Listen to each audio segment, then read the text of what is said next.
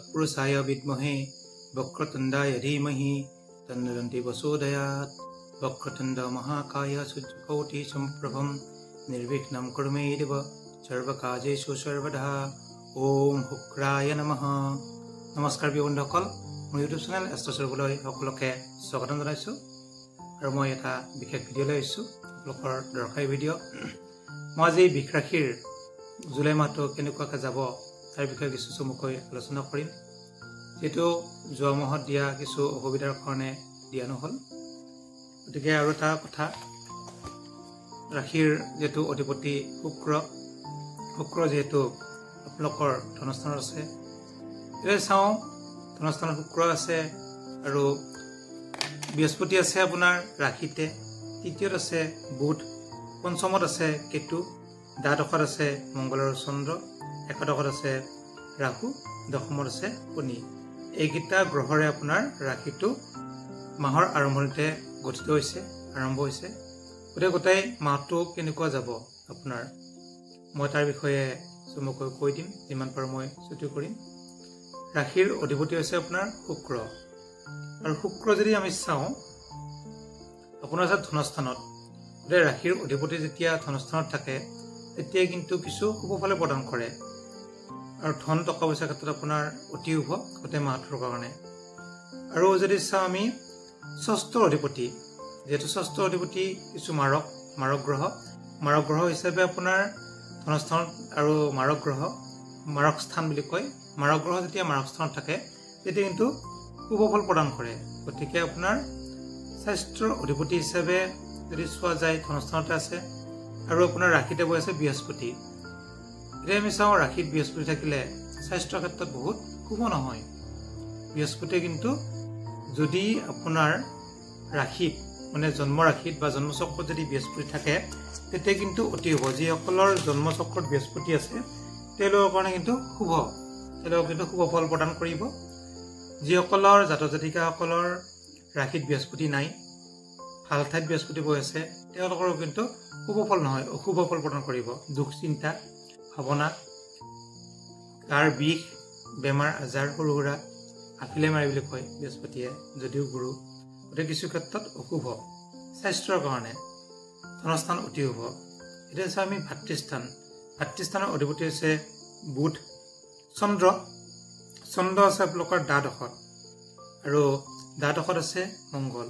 গতিকে চন্দ্ৰৰ লগত মংগল থকাৰ কাৰণে চন্দ্ৰটো কিছু পাপযুক্ত হৈছে। ভাতৃস্থানত যিহেতু বুধ বহি আছে, আৰু যিহেতু জুলাই 15 তাৰিখৰ পৰা আকৌ ৰবি বহিব, বুধ আৰু ৰবি যেতিয়া বহিব বুধায়িত যুগ হ'ব। এতিয়া কিছু অশুভ ভাতৃৰ, তথাপি কিন্তু জুলাই 16 তাৰিখৰ পৰা কিন্তু বা 15 তাৰিখৰ পৰা অতি শুভ ভাতৃস্থানত। এতিয়া আহিছোঁ প্ৰাইমাৰী শিক্ষাৰ ক্ষেত্ৰত অধিপতি হৈছে ৰবি আছে দ্বিতীয়ত। গতিকে দ্বিতীয় বা চতুৰ্থ পঞ্চম এইবিলাকত ৰবি থাকিলে বহুত শুভ ফল প্ৰদান নকৰে। গতিকে পঢ়াৰ ক্ষেত্ৰত কিছু আপোনালোকে চেষ্টা কৰিব, নহ'লে কিছু অসুবিধাত পৰিব। মেট্ৰিকলৈকে যিসকল আছে প্ৰাইমাৰী শিক্ষা বুলি ধৰা যায়, প্ৰাইমাৰী শিক্ষাত কিছু অশুভ যুগ আছে, আপোনালোকে পাৰিলে ৰবিৰ সৰু সুৰা প্ৰতিকাৰ কৰিব। আৰু যদি চোৱা যায় উচ্চ শিক্ষাৰ অধিপতি হৈছে বুধ, আৰু বুধ আছে আপোনাৰ তৃতীয়ত। উচ্চ শিক্ষাৰ ক্ষেত্ৰত কিন্তু শুভ, গোটেই অশুভ নহয়। তৃতীয়ত থাকিলেও কিন্তু বুধে শুভ ফল প্ৰদান কৰে, যিহেতু জন্মচক্ৰত। এতিয়া আহিছোঁ আপোনাৰ স্বাস্থ্যৰ অধিপতি হৈছে শুক্ৰ, আৰু শুক্ৰ আছে আপোনাৰ ধনস্থানত। গতিকে স্বাস্থ্যৰ ক্ষেত্ৰত যদিও বৃহস্পতিয়ে কিছু অসুবিধা কৰিব, শুক্ৰ কিছু ক্ষেত্ৰত অলপ শুভ কৰিব, ভালো কৰিব। এতিয়া আহিছোঁ বিবাহৰ স্থানৰ অধিপতি হৈছে মংগল, আৰু মংগল আছে দ্বাদশত। গতিকে যদি দ্বাদশ বা সপ্তম অষ্টম এইবিলাকত মংগল থাকে তেতিয়া মংগলৰ কিছু অশুভ থাকে।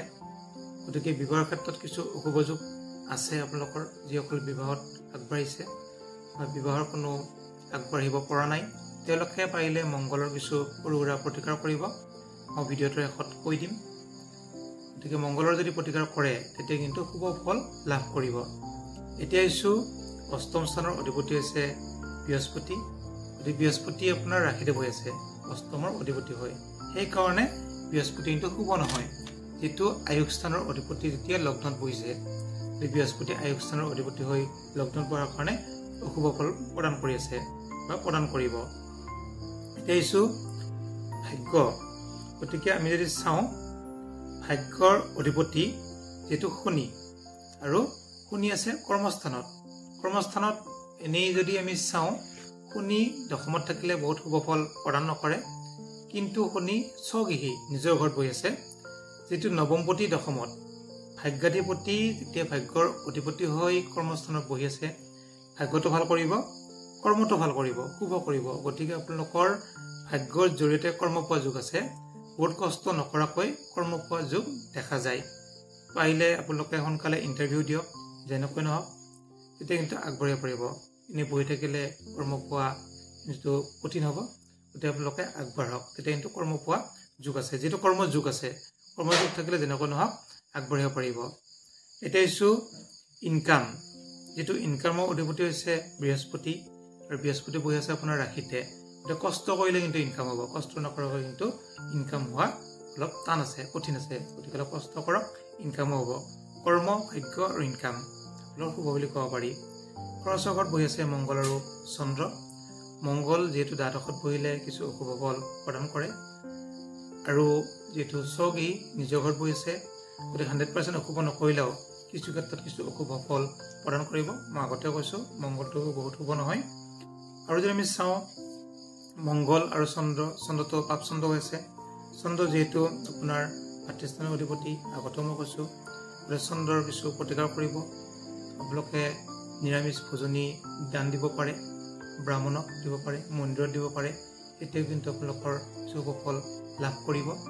আৰু মংগল মই এতিয়া মংগলটো যেহেতু অসুবিধা বুলি কৈছো বা অশুভ বুলি কৈছো মংগলৰ প্ৰতিকাৰ কৰিব কেনেকুৱা ভিক্ষাৰীক এটা ভোজনী দিব আগৰ ভিডিঅ'ত মই গ্ৰহৰ প্ৰতিকাৰবিলাক কৰিছো আপোনালোকে যদি চাই পাই থাকিব বা বিচাৰিলে পাব আগৰ প্ৰতিকাৰত তথাপি মই ৰবিবাৰ কৰিছো যেহেতু বিচাৰি নাপাব পাৰে মংগলৰ কাৰণে ভিক্ষাৰী এজনক ধুনীয়াকৈ চাউল মচুৰৰ দালি পকা জলকীয়া পকা বিলাহী এনেকৈ এটা ভোজনী দি দিব লগত মিঠাতেল ৰংগুৰা নিমখ এনেকৈ গোটাখিনি দিব লাগিব এসাঁজ খাব পৰাকৈ আৰু মংগলবাৰে ৰাতিপুৱাৰ ভিতৰত আপোনালোকে পাৰিলে ঘৰৰ পৰা নোৱাৰিলে বিচাৰি হলো ভিক্ষাৰী এটাক ভোজনীটো দি তাক প্ৰণাম কৰিব দূৰৰ পৰাই হওক বা ওচৰৰ পৰাই হওক তেতিয়া ভিক্ষাৰীটোৱে আশীৰ্বাদ দিব আপোনাক আশীৰ্বাদ দিলে অতি শুভ হ'ব আৰু মংগলটো হৈছে ব্যৱসায়ৰ ক্ষেত্ৰত আৰু খৰচৰ বৃদ্ধি যদি হৈ আছে তেতিয়া আৰু যিসকলে বেপাৰ বাণিজ্য কৰিব ইচ্ছা কৰে তেওঁলোকক কিন্তু মংগলৰ প্ৰতিকাৰ কৰি ল'ব যেহেতু মংগলটো ভাল ঠাইত নাই খৰচৰ ঘৰত আছে বেপাৰ বাণিজ্য মাটিবাৰীৰ কাম এইবিলাকত কিন্তু মংগলৰ প্ৰতিকাৰ কৰিব তেতিয়া কিন্তু আপোনালোকৰ শুভ ফল হ'ব শুভ ফল লাভ কৰিব আৰু যিসকল জাতক জাতিকাই মোৰ চেনেলটো নতুনকৈ আহিছে আপোনালোকে ছাবস্ক্ৰাইব কৰি দিব আপোনালোকে দৈনিক ৰাশিফলখিনি পাই থাকিব আৰু যদি কিবা সুধিব লগা থাকে আপোনালোকে সুধিব পাৰে ধন্যবাদ